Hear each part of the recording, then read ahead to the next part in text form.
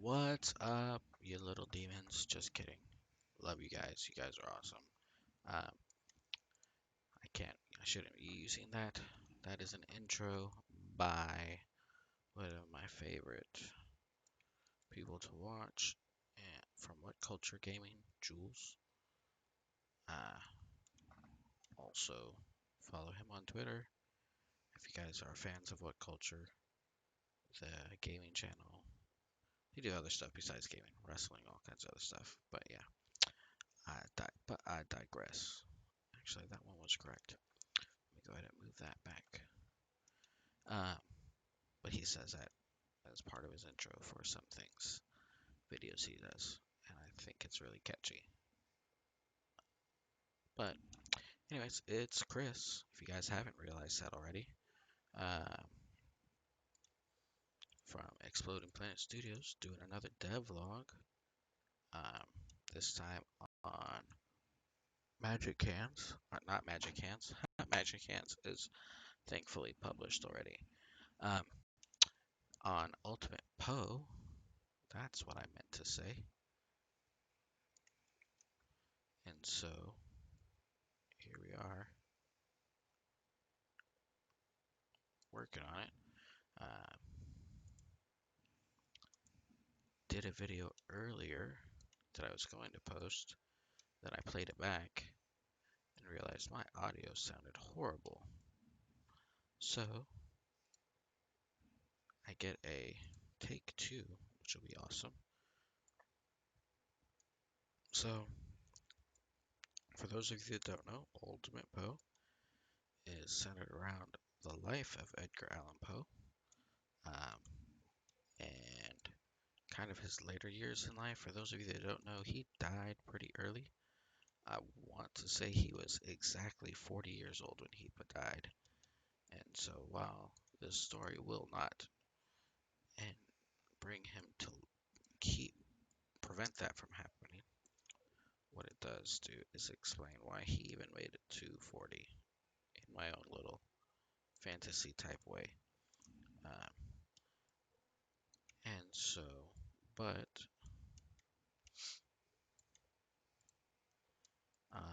currently working on one of the levels here, uh, designing this mansion that'll be used. Like I'm making this huge mansion for this level. It's you're not even going to be going in it, and I see you over there. However, I think on this side you're actually good, and since yeah, you're pretty good. Like there's a small crevice there, but since it's upstairs, I'm not as concerned with it. If it was downstairs, then I would be like going all hand trying to fix it. All right, so where was I? Ultimate Bow, and so uh, but this level, um, it may still be the Raven. In the last video, I said it's going to end up being not the Raven, but um, the Telltale Heart level, because I'm making this huge mansion. But it'll still end up probably being the Telltale Heart level. Um, However, the mansion itself is going to be a sub level of the level. It's going to be where the majority of the story for this part of the story for the level takes place. Um, so therefore, I'm making a whole separate scene, and you'll just enter the mansion through a trigger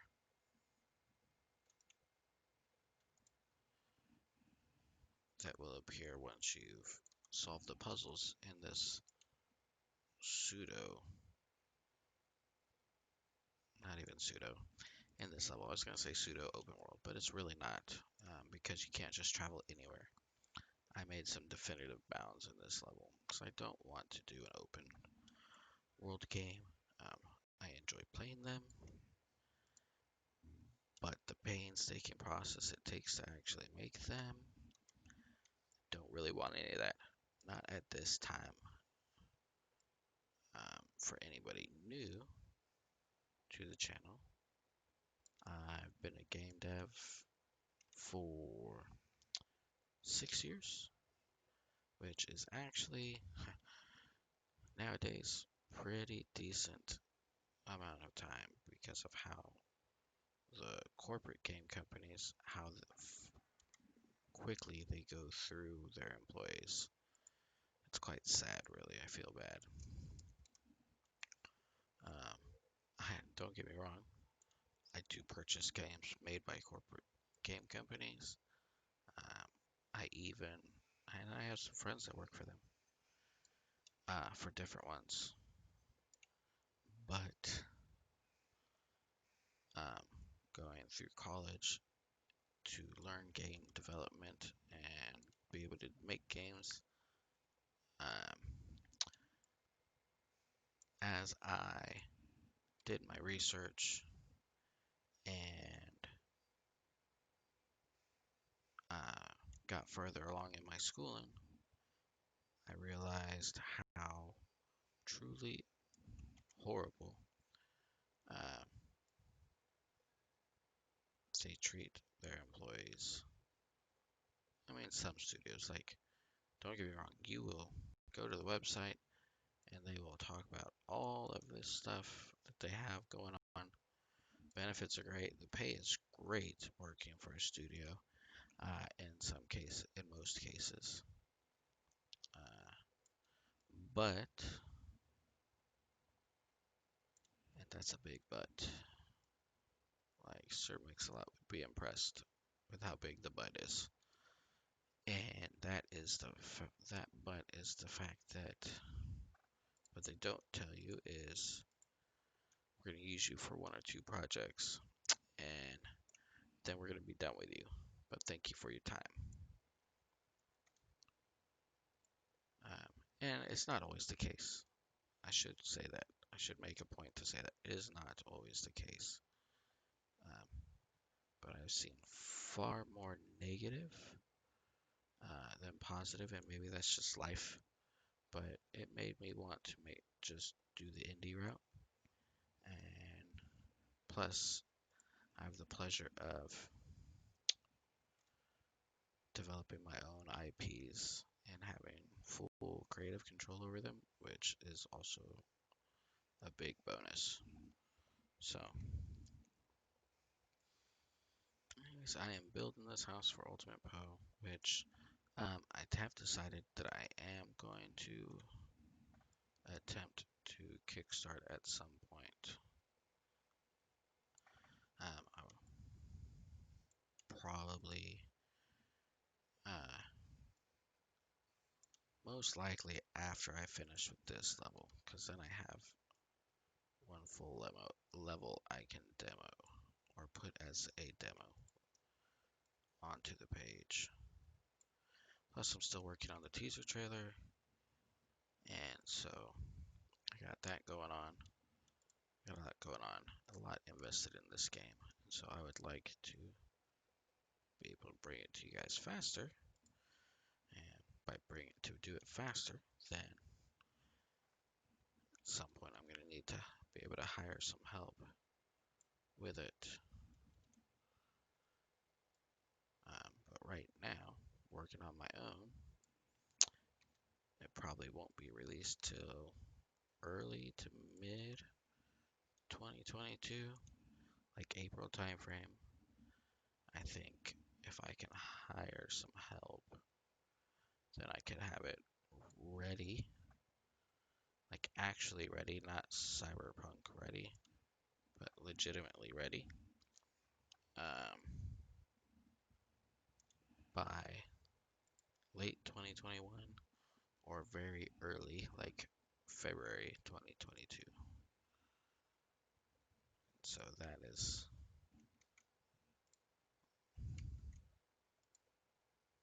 that's going to be the goal. So if you haven't checked it out, you can check out the teaser, or not teaser, the test render on the Exploding Planet Studios Twitter page. It's also on our Facebook, so you can check that out. If you're going to Twitter, then it's going to be at Planet Exploding on Twitter, and then it's Exploding Planet Studios. Just search that up on Facebook, and it'll pop right up. So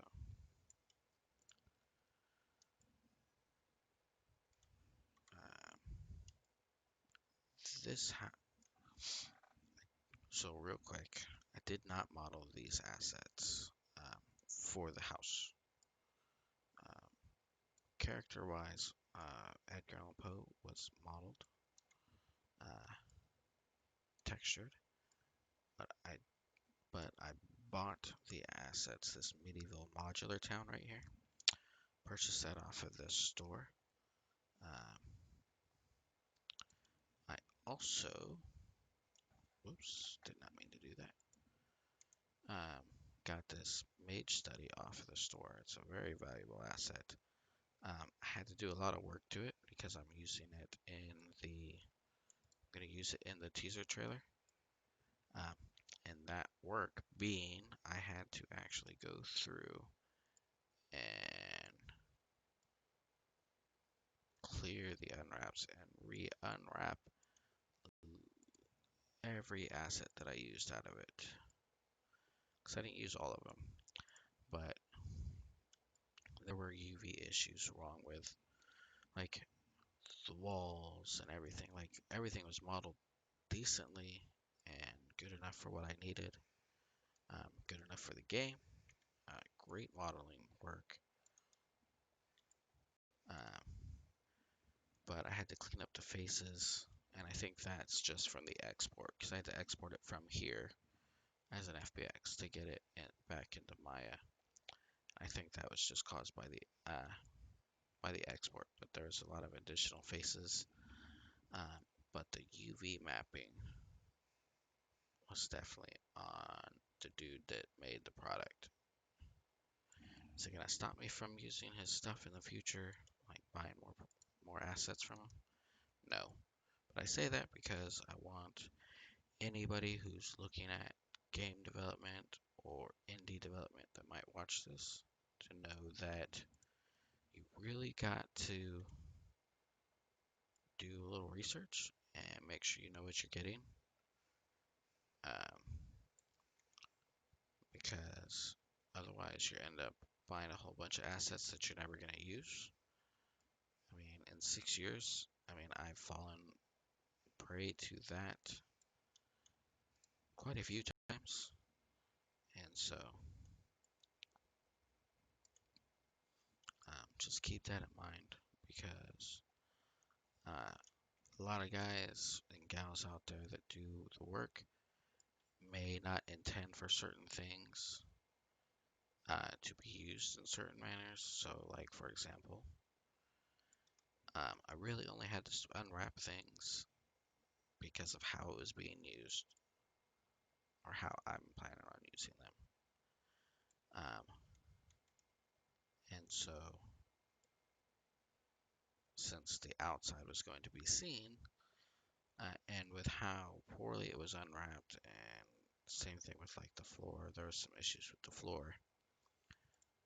Um, I could tell that the artist that created it was not necessarily intending to have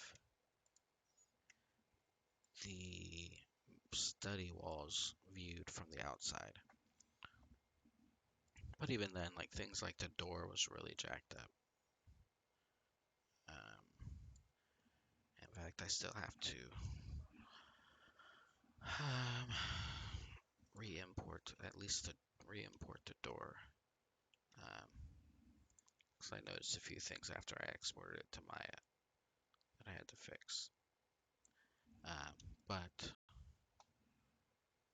you know, that's all right. But there's nothing wrong if anybody tells you, oh, you should make all your own artwork. That's BS. It's about getting the game out a good quality game out efficiently. And part of efficiency is using the tools available, the resources available to you, and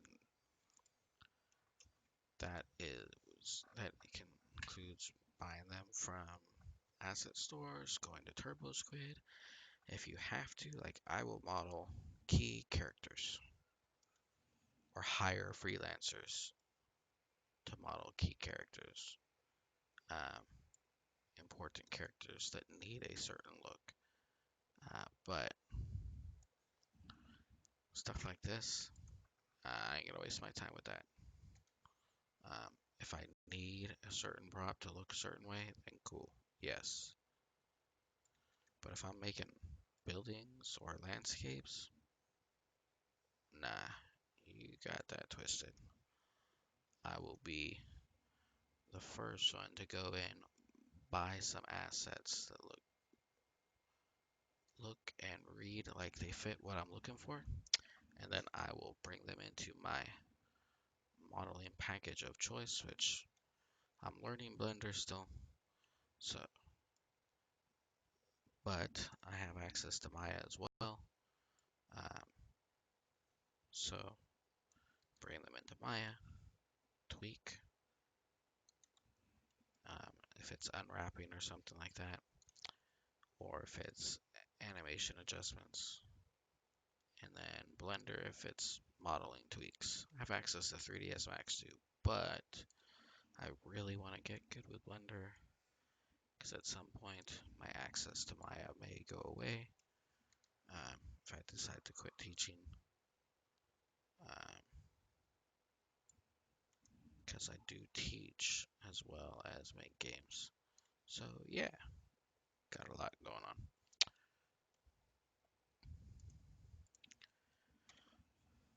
But we'll see what happens. If I end up quitting teaching, then I'll lose my education license for Maya.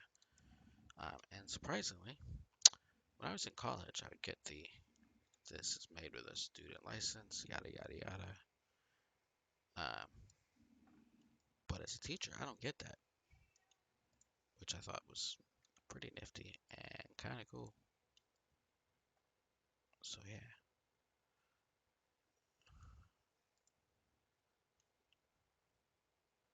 alright, I'm not too worried about this part up here, um, so that's fine.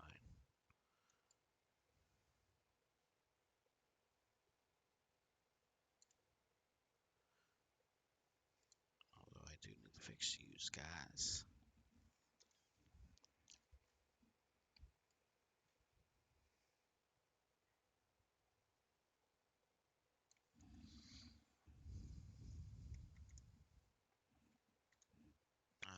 But the house that I'm building, or mansion that I'm building, rather the outside of it, it's not going to be here. I guess I should walk you through the level because we're already at 18 minutes and all you've been doing is watching me rotate walls. And I'm rotating them just because I noticed that the modules I was using, they're not lining up for the second floor as well in this baseboard part. So I'm just flipping them around so that this little part is showing. And then they're actually lining up a whole lot better that way. There's a few spots like right here where once I get down, I'll have to go and kick it back up. But I also put windows on it and a door, so that's what you missed as well. Let me save it. And here we go. Well, there we go. All right. So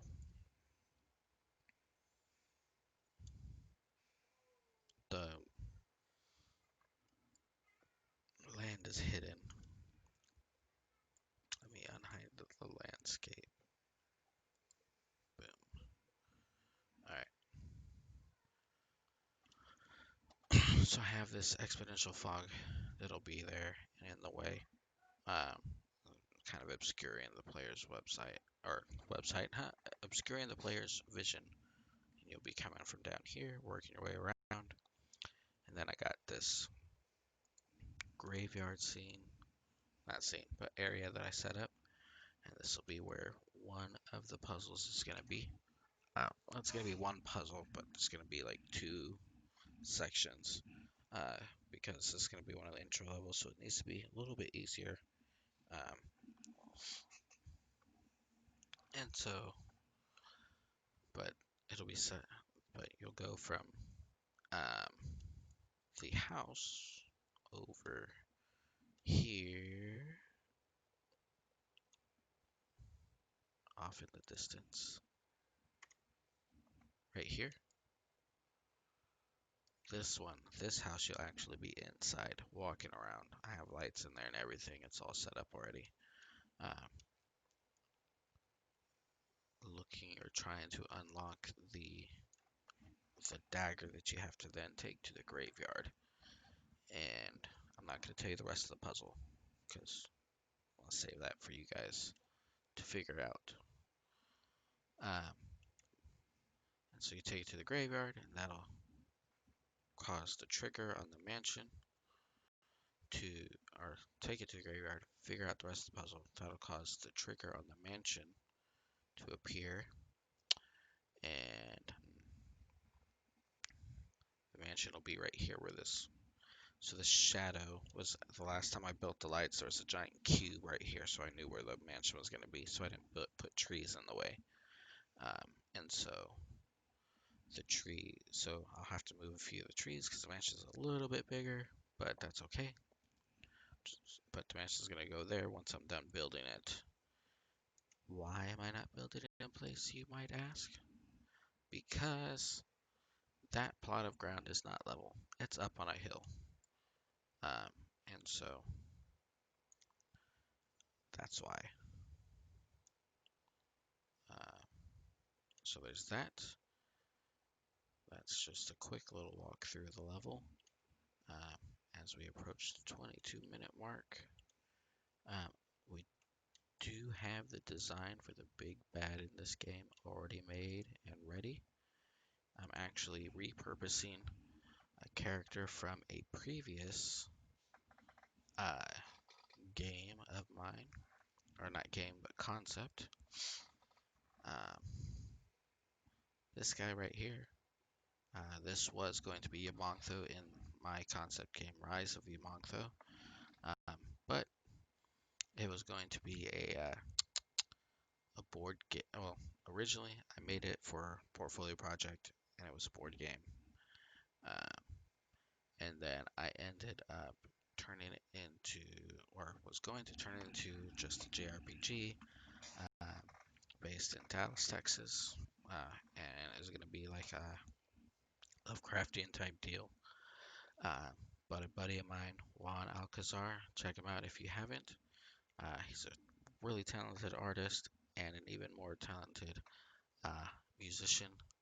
Um, and so, or even more so, he's a talented musician. Um, so check him out, either his music or his art. Uh, but he created this character for it, and I'm actually going to repurpose it, get some model sheets drawn up and done, and then turn it into the big bad for Ultimate Poe, whose name is Bragi. Which Bragi, if you look him up, is the Norse god of poetry. And so I'll give you a little bit of an inkling as to why I chose him as the big bad for, or not that character, but Bragi itself as the big bad for this game. So yeah, um, but just because I can, I'm gonna throw in a couple shameless plugs. Check out some of the other videos I have on here. I'm still repopulating it with new content. I'm gonna try to post something up here every week. I will be doing a Kickstarter on for Ultimate Poe, so keep an eye out for that. Um, and then, but I'm not gonna like start pushing that hard. I'll probably bring it up at least once, but I'm not gonna push it hard advertising wise till I get this level done, the full level, that way I can record a playthrough, and the trailer. I want to get the trailer done too. So you'll probably see the Kickstarter up January sometime, maybe February, um, and go from there. I mean, I'm gonna make the game regardless, but I'd like to get it to you guys sooner. And right now, working on my own, um, probably gonna be April or June 2022, um, or it's going to be, or if I can hire some help, um, which is really what the Kickstarter is going to be aimed at, hiring help to get it knocked out faster. Um, then it'll end up being as early as December, um, or even, or as late as like January 2022. So it's a few months shaved off. I mean, it's not huge amounts of time. That's just because this is going to be a really, like, our first really big game as Exploding Planet Studios. And so it's, I mean, it's just the way it goes sometimes. Sometimes they get that large, and it is what it is. So, but folks, I think I'm going to leave it there. I need to actually adjust the sizes of these walls because, well, and the windows. Windows are all sorts of out of place, but the walls are too high.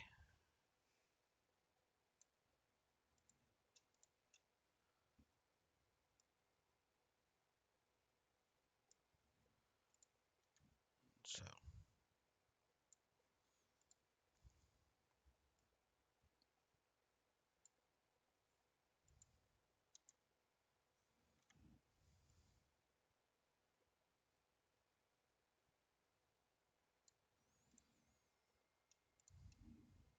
hopefully you all enjoyed that devlog. If there's anything you guys would like to see, tutorials or something, let me know. Hit me up in the comments. Um, I, I can do modeling, UV unwrapping, because I know that can be a chore sometimes for people. Um, Character modeling, I am not the greatest at, but I can do it. Um, but anything, most anything game related, I got you guys covered. Programming, just general designs. If you guys want to see my process for making a design document, uh, then I can do that as well. Just let me know. All right. So, but stay excellent to each other. Hopefully, you guys had a great Christmas, and hopefully you guys will have an even better New Year's and a better 2021. I will catch you guys next week. Until then, you guys stay awesome and stay rocking. I'm out.